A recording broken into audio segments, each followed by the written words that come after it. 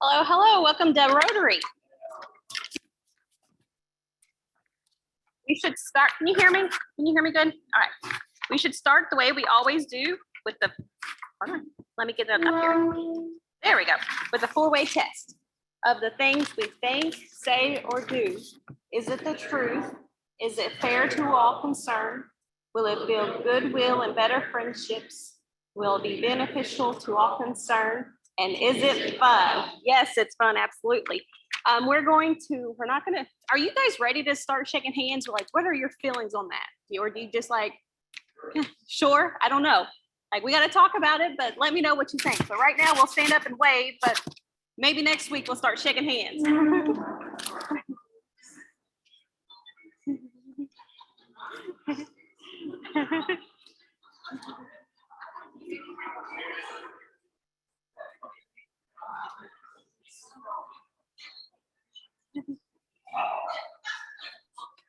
All right.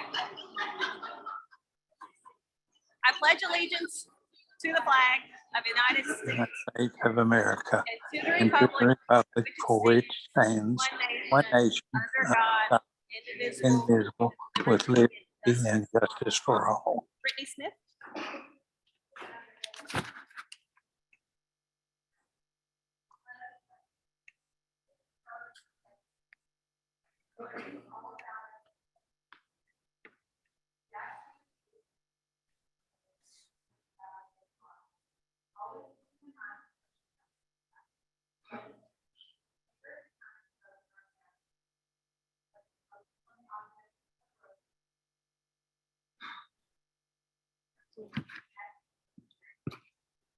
Well, it was beautiful. Thank you very much. Our next activity is Miss Lori Tuggle with the trivia.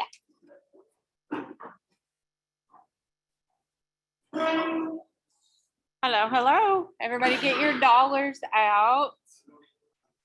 So this one is because it's Habitat's here today. When building an average size home that is approximately 1,200 square feet, there are about how many nails used? You're looking for the number of nails used. How many? No. No. 50. What'd you say? No. Okay, the answer is 12,000. 12,000, very close, Susan Sauls, but 12,000. Any half pot tickets? Last call. Half pot tickets. Last call. That's okay. While I'm up here too, I want to make a quick announcement. The board met and our database is very outdated as far as names, addresses, and telephone numbers. During COVID, every quarter, we sent out a newsletter via the Postal Service. If you did not receive a newsletter, please contact myself or somebody on the board. Grab us, let us know, because we need updated contact information for lots of different reasons. Starting in July, we're going to start getting information, updated information at the check-in. Okay? Kind of give everybody a heads up. Thank you. All right. I know we have a few guests. Dorsey or Alex, would you like to introduce your guests?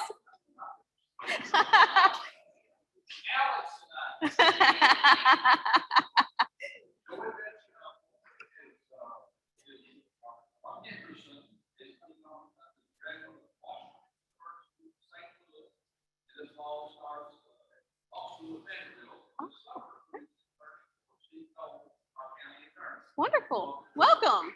Absolutely. All right. And I think that's all our guests besides our speakers. So wonderful. Our Rotary member spotlight this week is Miss Velvet Dowdy. Would you please come up and tell a little about yourself?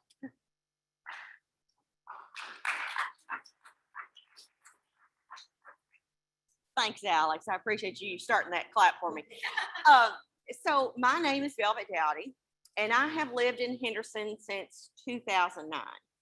And I actually came to Henderson for a job with the school system.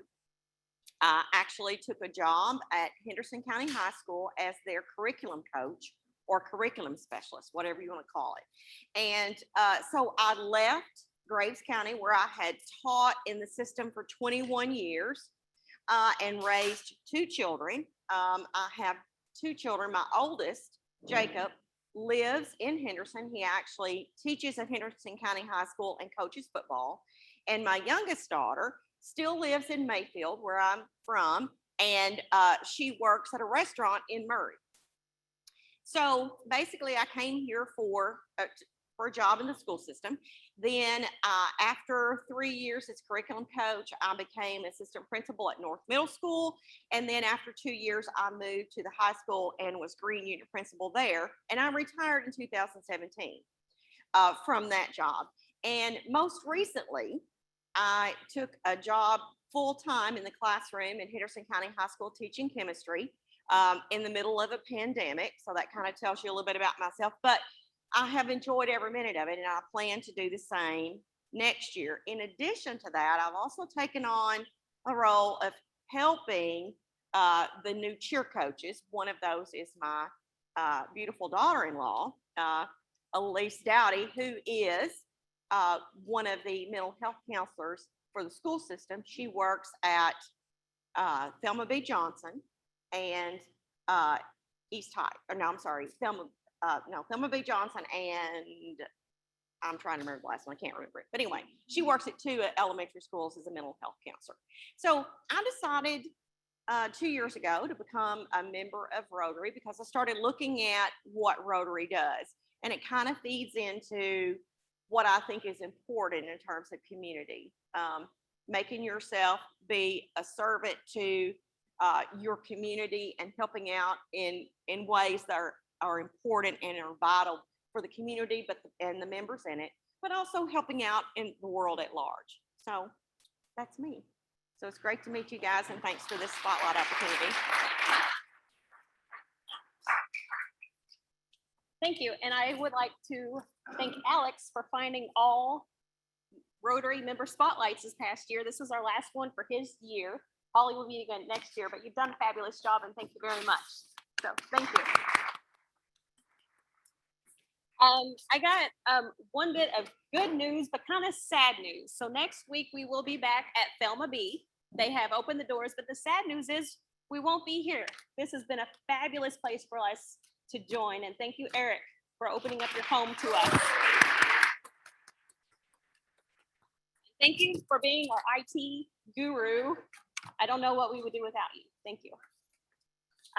Next is our program, but you've got to give me a second to get their slides pulled up. Hopefully I can do this. Yay, I did it.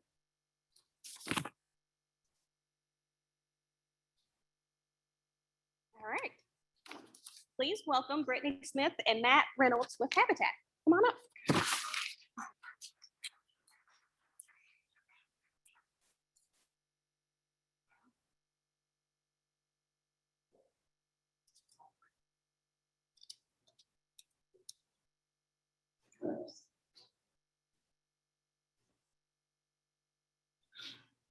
Good afternoon. Before we get started, I want to tell you guys a really quick Rotary story that involves Habitat that got Matt and I laughing pretty hard during the pandemic. Matt and I went to the mailbox, and there was an envelope in there, and it had a donation check in it, but around the check, it had this note. And the note said, "I've been carrying this check around for a while, waiting to see you at Rotary, but I haven't seen you there in a little while. So I wanted to send this check before the end of the year." I'm looking at Lori because Lori's, every time I see Lori out, she's like, yeah, it wasn't Lori. It wasn't Lori, but Lori's always like, you missed a couple meetings, you got to get back. So Matt and I were like, oh, okay, great. So we look at the check. The check was dated in 2017. So I do want to make a note that I have been to a couple meetings since 2017. So if that member is watching or here, I mean, I missed a couple meetings, but I don't think I missed that many meetings, but I thought Lori would find that especially funny because she's always giving me a little bit of grief for the meetings I miss. But and Matt said, I don't even know if the bank will cash this check. They do. They cashed our check, cashed the check for us. And we wrote that person a thank you. But I thought that was a pretty funny note to get from them. So today we're going to talk about a lot about habitat numbers. This is Matt Reynolds, our operations manager. You guys know I'm a story person. Matt is our numbers person. So he's going to do a lot more speaking today than me. But the few things I did want to tell you guys about are that we became a CHODO, which a CHODO is a Certified Housing Development Organization. We received that certification from Kentucky Housing Corporation recently. We're not going to go into all the ins and outs. It's a kind of a convoluted program. But what I will let you know is you turn in a binder about this thick, and they go through your finances, they go through the capacity that your community has, your partnerships, lots of things like that, what our plans are for the next 3 years. But we are the only habitat in the state of Kentucky who holds this certification. We are the only affordable housing entity on the western side of the state, period, that holds this certification as well. So we're very excited about this certification. The other thing it does is there's federal funding called home investment dollars that some of you may be aware of. CHODOs get 15% of that money off the top first. And we are, this is the only thing I asked them to change our number, and so they would. We're lucky number 13 on the CHODO list. There's only 13 CHODOs in the state of Kentucky as well. So we're very excited, very proud of our staff and our community. I had to turn in our vision plan that the city had done. We had to turn in some other things that Ray Nix and some of the others helped us with too. So we are super excited about that certification and what that means for Henderson and being able to secure some more funding for affordable housing. So I'm gonna let Matt take over now so he can tell you about some numbers. Thank you for having us here today. Before we get into the handout, does everybody have a handout? Everybody, if anybody needs one, raise your hand.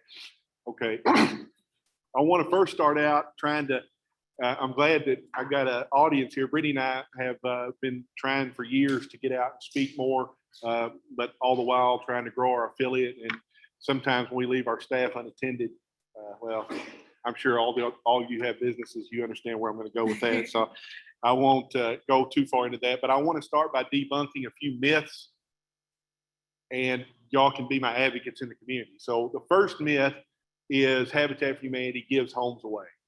You know, it's thought of that the board of directors sits around a table and there's 20 names thrown in a fishbowl. Oh, Joseph gets a house, and everybody cheers, and then we build a house. That's not how it works. We have extensive committees, family selection committee, and we also have a group of bankers that hold NMLS numbers that vet extremely thoroughly each applicant. They are held to extreme criteria. As a matter of fact, our Habitat for Humanity in Henderson, not saying this to brag because some people have different opinions of what I'm about to say, but our selection criteria is extremely stringent as opposed to some others in the fact that we will not even begin construction if an individual has collections that are equal to 1 cent or more. Now, I worked in the car business for years, a long time ago, around people that made a lot of money. I knew people that made over $200,000 that had collections. I know that might be laughable, but so you got to kind of think about that. When you hear that out loud, you're like, holy smokes. But we continually have a waiting list of 4 or more. So that's a very good thing. Second myth I want to debunk: housing is a luxury. Let me rephrase. Shelter is a luxury. That's not true. I mean, if anybody in here knows about Maslow's hierarchy of needs, food, water, shelter. I mean, those are the 3 core pieces that make that up. Now, again, I understand not everybody's meant to be a homeowner. I'm not here to try to sell that, obviously. But I think that until we get folks to see that housing is needed, shelter is needed, I just don't know, a lot of habitats are battling this because there's just so many, well, I don't know if I know. And it kind of feeds into the third myth. The third myth is, unfortunately, this is the worst one, the stigma that surrounds habitat. We get phone calls sometimes still, not so much anymore as we used to. And other habitats have told me they share similar things. What, you're bringing one of these kind of people into my neighborhood? They don't even work. They provide nothing. I mean, and you're on the other end of the phone. Brittany, usually I have to take those calls because she gets pretty fired up on the other end of those calls. So that person usually catches something pretty nasty. But when I'm just there listening, I'm just thinking to myself, what?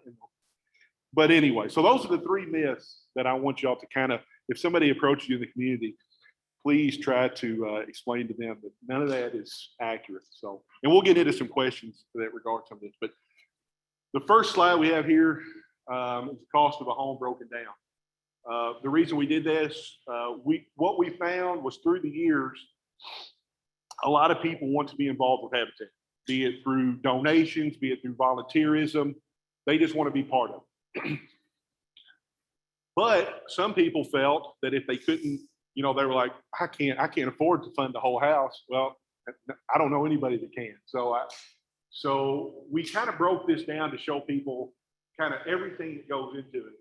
You'll see here that this is kind of, I know this is kind of vague, but this is pretty accurate. The foreman, Larry McDowell, I'm not sure how many of you know him. He and I went over these numbers. Of course, these numbers have gone up, as everybody in here knows, and I'm sure that was going to be one of the questions. What are we doing to combat lumber prices and this and that? And we'll get into that. But these numbers are fairly accurate. And as you'll see, it's kind of expensive to build a home. It's kind of expensive to build a Habitat home. These numbers are on a 1,218 square foot, 3-bedroom home. That is our standard home for the most part. We do have a 2-bedroom option too for families of 2 or less. But we don't build near as many of those as we do. So, and right now, so one thing that's helping us, and I'll kind of get into that too, 2 years ago, or let's just say pre-pandemic, because we're going to break up into eras,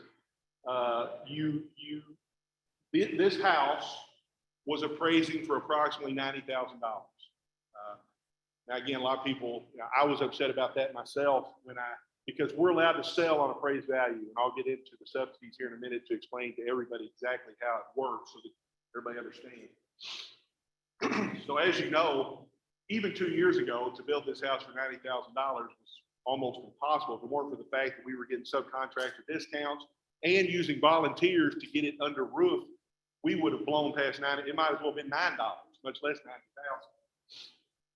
So we've kind of gone up. We're still trying to be frugal. Those costs keep creeping up. We got permits and fees and this and that not by the city. I don't want to throw the city out. I mean, these fees come from our grantors, different things of that nature. We have to build these homes above universal design, energy efficient. We can get into those when questions come out. But now, thank you to, well, I say thank you. I guess I would kind of almost take it back, but at least the appraisals have now gotten on this house to $130,000. And the important reason I'm telling you about the appraisal is the sale price.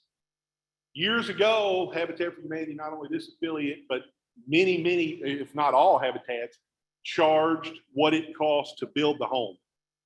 And that's part of the reason that a lot of the folks in these neighborhoods were getting upset, because you were building, it might only cost $30,000 in 2003 to build this house. And you were putting it in between two houses that appraised for $70,000. Well, those people are like, what? Bringing my property values down. What are you doing? So I think it was 2016, Britney, 15, somewhere in there, that we were allowed to start charging appraised value for homes. Now, I want, before you all start saying, well, how does that make it affordable? I'll get into that. So the beauty part about the appraised value being the sale price is that is how much economic dollars go back into the community. Remember, if you use the city tax factorial and the county tax factorial, that's going to be off the 130. But the homeowner, we're getting grants from Kentucky Housing Corporation and Federal Home Loan Bank of Cincinnati. For every grant dollar we get, that's one less dollar that we have to fundraise, right? And again, in Henderson, Henderson's a great town, but again, the pie only cuts so many ways. I mean, that's just, everybody in here knows that. I mean, we all have nonprofits that we're trying to support. And I mean, you know, whenever everybody's got their hand out, everybody's like, oh gosh, who do I give to? And I understand, it makes it tough for donors. So by taking the money from the grantors, we can lower the amount of money we need from donors such as yourselves or your businesses or whatever. But we pass those on to the homeowner in the form of a subsidy. So for instance, sale price is $130,000. We get $40,000 from Kentucky Housing and $20,000 from Federal Home Loan Bank. That homeowner's first mortgage is now $70,000, 130 less the 60. I think you. Oh, okay. Well, I'll get back. I'll get to it. We're going to help you all. I'm sorry. But I'm kind of getting ahead, but I think that everybody, I've been so excited to explain this because so many people ask these questions and I don't get an opportunity to explain it like that. So forgive me for being excited. But so it's 130 less the 60. Their first mortgage is $70,000. Now, the affordability factor, Brittany will tell you, she's even stricter than I am when it comes to this. 30% of the adjusted gross income is what we try to stay below. Dr. Chad Phillips has explained to us in all the data and statistics that he has gathered that the sweet spot is about 23%. If we can stay in that 23%, so for instance, if a person grosses $2,000 a month using our 30% model, we would not want them to exceed $600 a month in total housing costs. That'd be principal, escrow, and Brittany would throw utility costs in there. So we wouldn't want that total cost to exceed $600. Now, Chad says, you know, at 23%, that would be a little bit lower. What he has found is it leads to, and Brittany's going to show you when I'm done, an impact study that's going to kind of give you an idea of impact study was done. Our homeowners were asked questions. We do not know who answered what, but you will see some of how we have impacted the lives of people in Henderson in regards to affordable housing. So let me move along here. Does anybody have any questions about this first screen? Kind of shows the prices of each individual piece. Okay. So obviously everybody in here knows commodities have gone up. Now, thankfully, they are starting to subside. I think one of the Thirsty Crew members came to yesterday and said, OSB board was $50 a sheet the other day and it's $49 now. I was like, man, I guess that's better than nothing. So the commodities are starting to come down. And again, like I told you before the pandemic, as I showed you, we're spending about $105,000 now on total building costs. That doesn't include land acquisition. That doesn't include land development. That used to cost us about $80,000 for everything. And that's not been that long ago, as you see. So when you go to $78,000 for acquisition, building, development, yard mowing, everything, all of a sudden just to 105 for building. You know, we got to make some plans. We got to start looking at the budgets. So, let's see. So this year just kind of shows how many homes have we built, X homes per year, how much it would cost us now. And again, remember, another thing I like taking money from grantors. Look, the Habitat, I love Habitat. I do, maybe not as much as Jimmy Carter. I do love it, but I do still believe that the Habitat business model is the worst business model on earth, or at least amongst the world. We loan out the money at 0% interest. Now, I understand why we do it, so I like it, but it's still a terrible business model. It's in the form of trying to keep your program running in perpetuity. So I don't mean that. Folks do deserve 0%. I don't want anybody to think we're going to ever charge interest. We're not. Put your mind at ease. But again, it kind of shows us if we take the more we can get from the grantors, at least that's the least we're putting out of the money that donors such as yourself would put into the project at 0% interest. We want to try to cover the least amount over the shortest amount of time so that we can turn around and put that money into the next home, the next home, the next home. So that leaves us the fundraising gap you see there. And then this kind of shows you how that's broken down.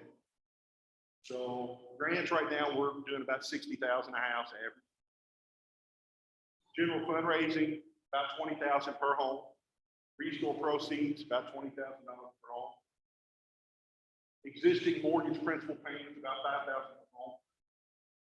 And right now, that's kind of leaving us a funding gap of about 15,000. Now, over the last couple of years, that funding gap's been made up by various things. We have a $25 club that I think a lot of you are members of. If not, you will be by the time I leave here. The $25 club is where folks sign up. It kind of holds us accountable. You only pay in your $25 once we complete and dedicate a home, hand the family the keys, and they're in it. Then you send us a check for $25. I think we almost have 50 members on my quest to 1,000 members. So y'all can help me get a little bit closer. Ask Britney how to sign up. But that's another way that we help build.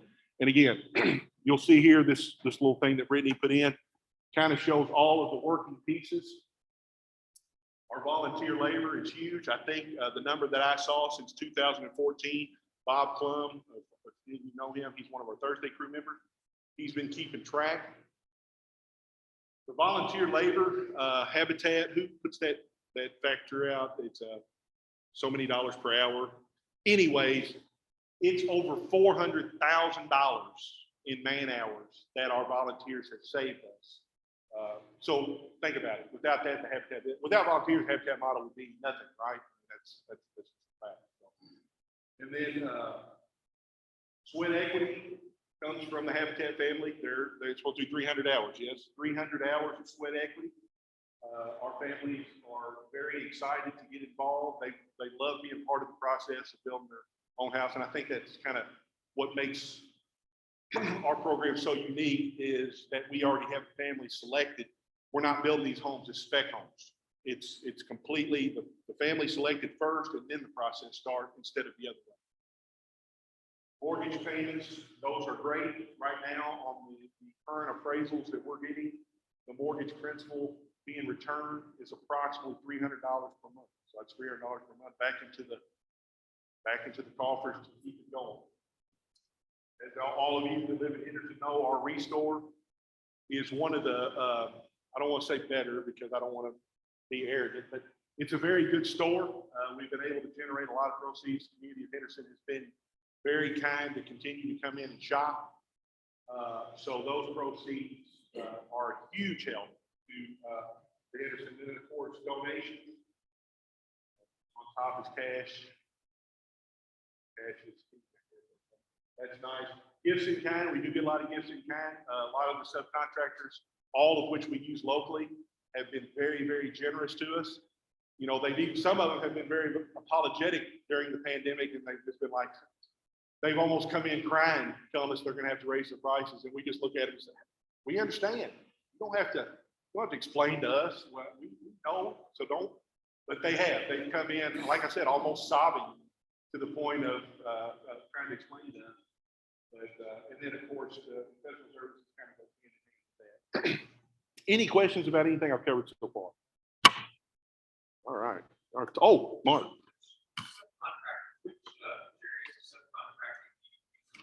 Subcontract, well, okay, so our guys obviously can't do electrical, can't do HVAC, plumbing.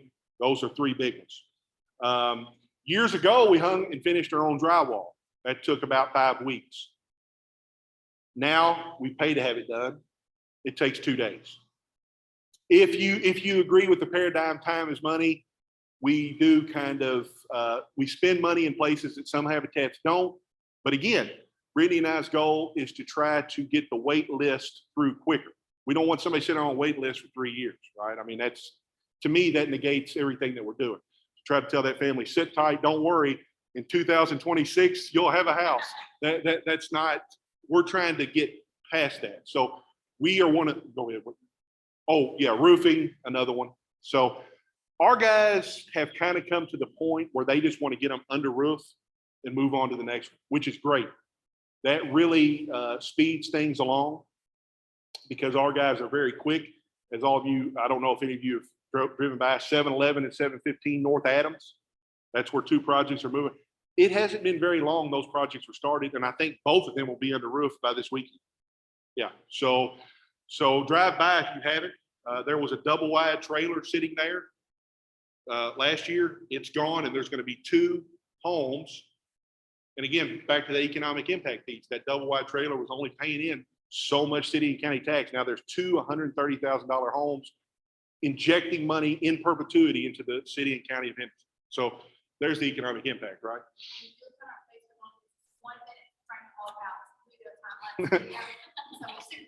Brittany, I'll have you come up and do the impact study. Like I said, she is more of she does the things that elicit the tears. I try to do the things that elicit the dollars. You see, that's the yin and the yang, as we say. So on the impact study, we saw an impact study that Evansville had done. And so we called the people that did it for them, and they said it'd be $28,000. And I said, thank you. Have a great day. I don't have $28,000 to pay for an impact study.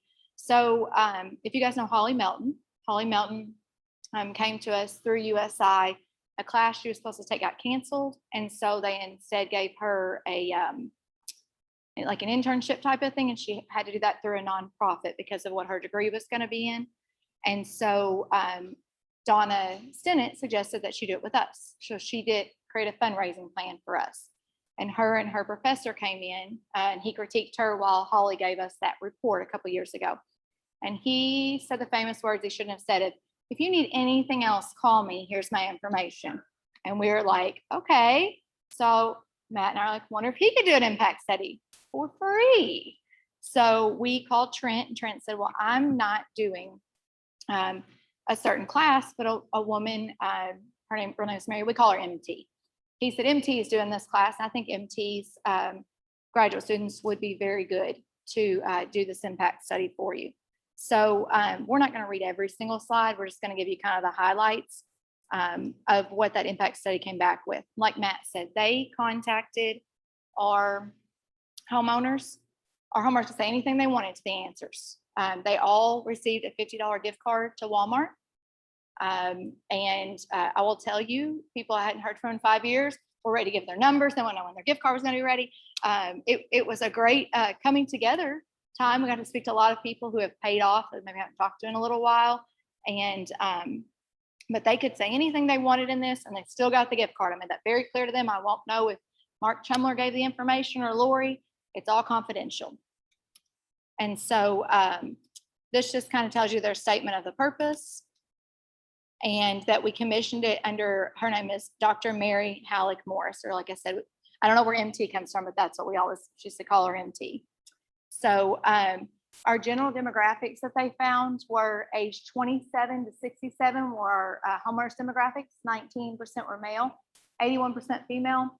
She said, well, it's 0 to 15 children have lived in the homes. Why is that number so wide? Some of our homeowners are foster parents. So I know one family in particular who's probably had 10 foster children in the time they've lived in their home. That's why that's 0 to 15, why that's such a wide range.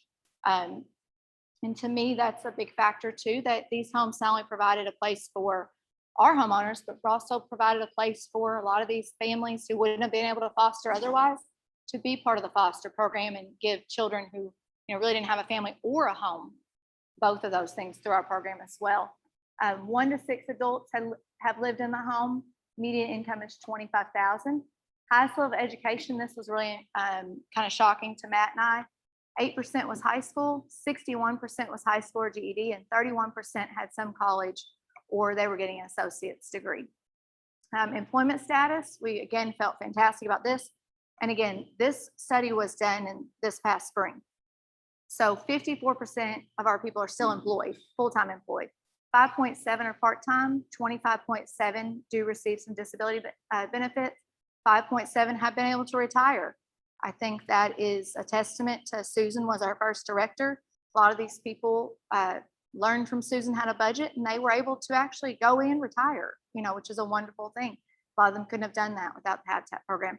And 8.6 at that time were unemployed, but we don't have any paying families who are completely unemployed. At least one person in the household is working at this time. And if they are unemployed, we do provide services to them, or we send them out to Angie Watson at the college. So we don't just stop once the home's built and say, okay, well, we built your house, bye now. You know, we're there, we say that we're their family. You know, they call us, sometimes they tell us more than we want to know, but we love our homeowners. I'm gonna get a little bit closer because I can't see this super well.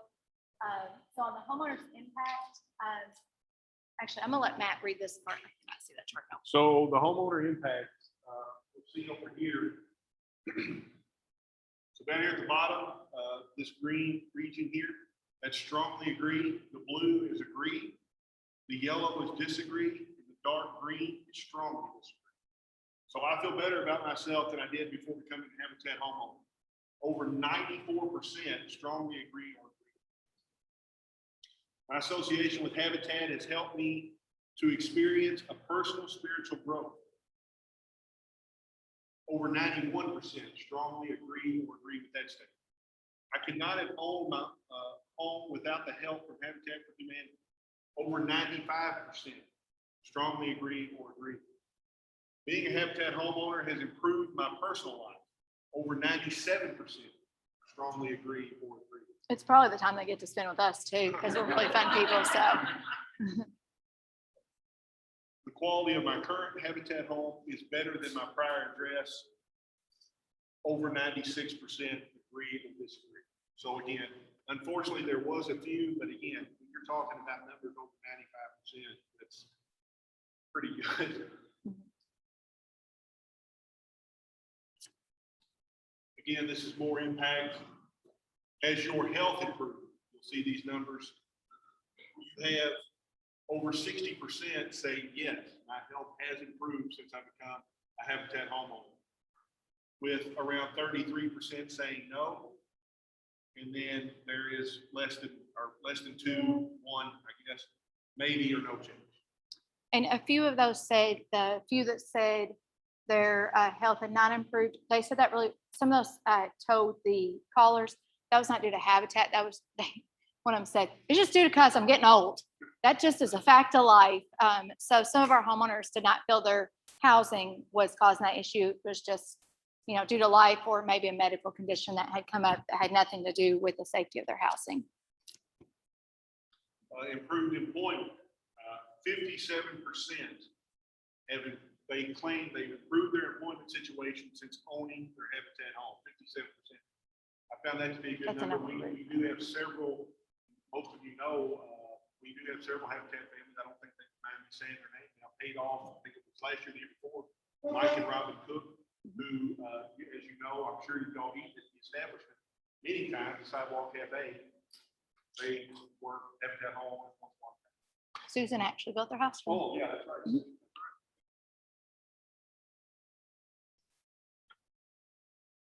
Again, started or, this is one I was really happy to see. This was one that I was kind of sitting at my computer when she was presenting. I was like, what? So, started or completed an educational program. 51%.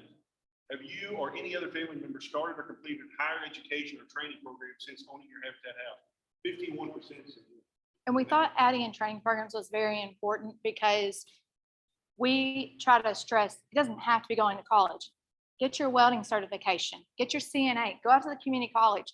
We pair with them a lot, see what they can offer. So a lot of our people have gone through some training programs at the community college, been able to raise the level of employment that they were eligible for. That one myth I wanted you to debunk, everybody sees, I say, that's not true. I don't want to. Some people just continually think that the folks in the Habitat program are just not contributing citizens. It's just not true. You can see by, I mean, these numbers are representative of the fact that that is not accurate, or even close to accurate. Neighborhood condition. Britney kind of cringed. Again, as you all know, we do build in the East End of Henderson. I like Ray, have a dream that we will revitalize the East End, and I think that with the city's help, we've already started a good. I think we're on the right track. Do you agree, Ray? So in general, homes in my neighborhood are kept in good condition. You have 30 out of 35 strongly agree or agree. My home is in good condition. 33 out of 36 agree or strongly disagree. Residents in my neighborhood keep their properties free of trash and clutter. This is what we're reading. But still, 27 out of 35 agree or strongly agree. As a Habitat homeowner, I feel welcomed by my neighbors. This one, I was like, wow. 33 out of 34 strongly agree. Neighborhood safety. My home is in a safe neighborhood. 31 out of 36 agree or strongly agree. I feel safe doing activities in my neighborhood. 32 out of 36 strongly agree or agree. My neighborhood is a safe place for children to play. 29 out of 36 strongly agree or agree. We always try to build where they stay on the bus route.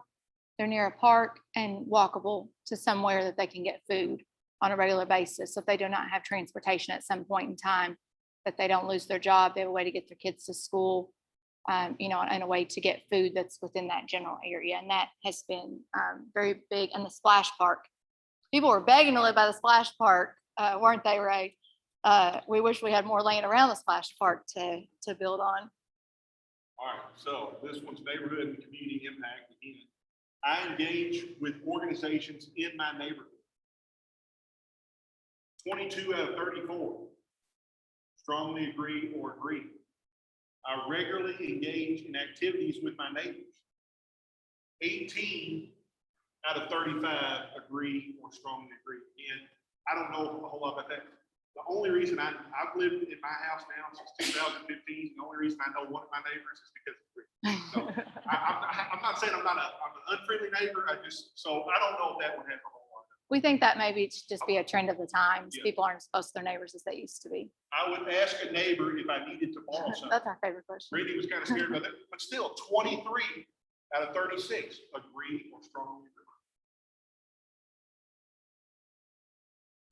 All right, this one, good place to live. I would recommend this neighborhood to others as a good place to live. What way I look at this is 6 out of 35 disagree or strongly disagree. The rest agree or strongly agree.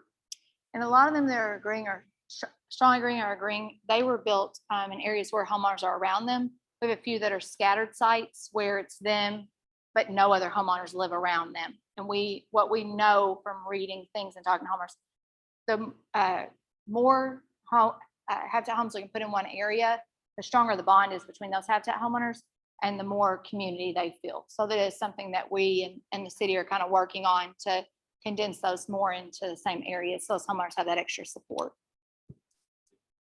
This one is about financial assistance. You currently receive the assistance listed below. So before the Habitat home, 30 people said they received assistance. Financial assistance is untitled. After owning their home, 10 of those went away. So again, that's a very simple slide, but it illustrates for anyone to understand that the Habitat program helps decrease the strain on the assistance system. It does. See it. Financially stable. Britney will have a funny one about this one too when I'm done, but I feel like I am financially stable. Now, again, that's subjective, obviously to all of us, that's very subjective, but 91% of folks told and asked do believe they feel that they are financially stable. Britney, you want to tell you about the budget? So on this one, they were asked if they use a personal budget or spending plan. 29 people said yes, 5 said no. And but one of them told the one Meredith that did the call, but Habitat told me to use one and I should use one and I'm going to. Right after this call, I'm going to set my budget back up and I'm going to call Habitat. I'm going to get my budget back together. They said it is not the staff's fault that I don't use a budget. They have drilled it into me. So I know Susan be proud. I don't know if that was an older homeowner or a new one, but they felt they need to get back on a budget. So we thought that story was pretty funny. We didn't even have to, get on to them for not using their budgets. So and this one's another good one to see. The amount I spend on living expenses is less than my total income. 85% said that they are living within their means. To me, that's incredible. We're so proud of that. I have learned to manage my finances better. Out of 17 people polled, 15 said yes, only 2 said no. And- Again, another incredible statistic. And one reason this one's off a little bit, we do different financial planning now than we did years and years ago. There weren't a lot of programs set up when we first started, because it's our 30th year as an affiliate. I know of more financial resources because of the Habitat program, and like Britney talked to Susan, because, and I love this about Henderson, I think it's all of you too, because Henderson is just so good about collaborating with each other. All the organizations have found a way to coexist, and even though sometimes they're competing for the same dollar, can put those things aside and truly help those families. And that this graph illustrates that they know 72% know more about where they can receive help now than they did before. So the conclusions that we found from this, or what they found as conclusions, were the present study yielded considerable data that Habitat for Humanity homeowners benefit from their relationship with us. Financial benefits and improvements, emotional benefits, as well as benefits within the community at large. There were mixed opinions shared in regards to the safety of the neighborhoods, but the majority of homeowners interviewed feel they are currently living in good neighborhoods. And the other, as the organization has changed over the years and in trainings offered and methods used to complete builds, it showed there was room for us to improve with communication and relational retention, which we have a plan in place for, and continuous training to support homeowners or homeowners that we already built for. They're wanting to come back for more classes. We're super excited about that. So we're going to offer some of those. Lori's actually already volunteered to offer one of those. Common challenges surfaced during the study for Habitat, such as the need for more funding and volunteers, as well as the need for home maintenance guidance and training that should be acknowledged by the organization. So we're kind of working on Hope Maintenance, an entire video system that the homeowners will be able to have at their ready disposal on our website and on a flash drive. So if you say, oh man, my toilet's running, but Susan did a video about that. Let me go back to that video real quick. Oh, I just pull the chain up and I do this. Those little hacks. So they're not calling a plumber all the time, or not, needing or to. just let it go and run the water bill Yeah. sky high. Because we throw so much at them when we build their houses. We want to make sure we give them those resources to go back and look at after their homes are completed. When you're kind of like, whew, I've moved in, I can breathe now. Overall, the research together in the study indicated that we're working well to reach our goals, support our mission and vision, and help improve the lives of those involved. And these are the students. I just want to show that in case you guys knew any of the students that were in that class. And we do have to say that it was prepared under the direction of, again, as we call her, MT, and she's the Associate Professor of Political Science. And they actually are going to do another study for us in 2 years to see where we end up in 2 years with the same people. And we're going to hone our information a little bit, put some programs in place to see if those programs are working. So we're super excited about that partnership with the college. And I do have to tell you guys just one story, and then we'll take any questions. And actually, before I tell you the story, we do want to mention that we do have a bourbon raffle coming up too on July 1st. So Matt will tell We you. got to plug this. Yeah. I'm sorry. Matt will tell you even about. though we just, Yeah. hey, that's what makes this possible, folks. So, okay, we got to plug. I'm sorry. Yeah, We got to plug. Matt will tell you about that. But one homeowner called me. Unfortunately, during this impact phase, she actually passed away unexpectedly. But she was our first homeowner that we ever built for. Her name was Miss Hancock. Miss Hancock had her degree from the University of from UK. She was a special eds teacher at North for a long time. So many of you might know her. And she told me, I will speak about Habitat anywhere for any reason. And this was the most impactful thing to me. This is why I come to my job every day. She said, Habitat changed my life. Changed my life. Those were words that came from her. When something like that is said to me, when someone says, you changed my life, I don't know anything better in this world than to help somebody and to have had that type of an impact in our organization on their life, making their life totally changed, as she said.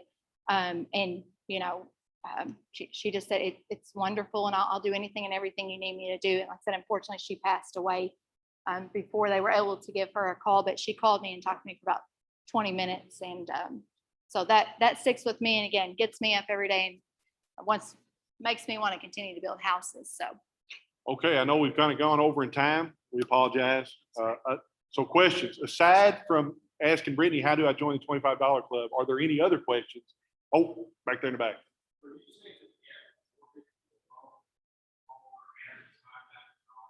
What, no, on which, I'm sorry, which parts are you talking about?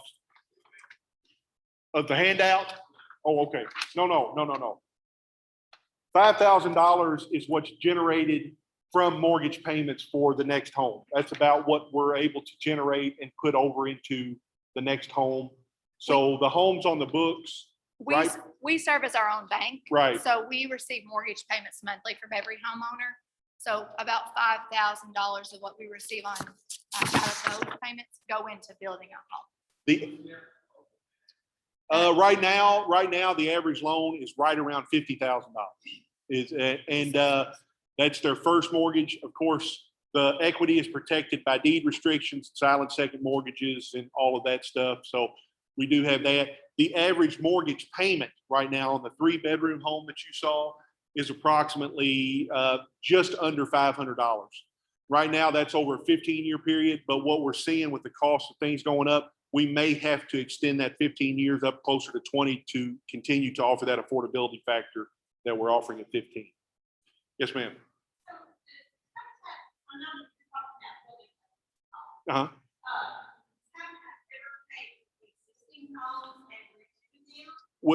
We do not, and I'll tell you a couple of reasons why, especially in the East End. A lot of those houses are built on what's called a pier foundation. That means there's only a foundation on 4 corners. There's no foundation down the middle.